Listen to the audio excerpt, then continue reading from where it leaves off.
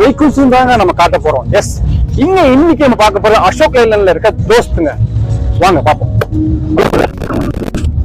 Just பார்க்கலாம். பாருங்க, தோஸ்த் இல்லைங்களா? படா தோஸ்த். ஓ, இதோட நேம் பாத்தீங்கன்னா படா தோஸ்ட்னு சொல்லியிருக்காங்க.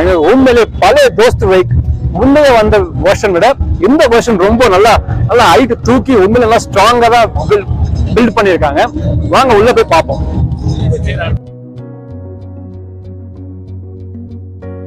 வாவ், உண்மையிலேயே ஒரு குட்டி யானை மேலே ஏறி உக்காந்த ஃபீல் தாங்க இருக்குது எனக்கு.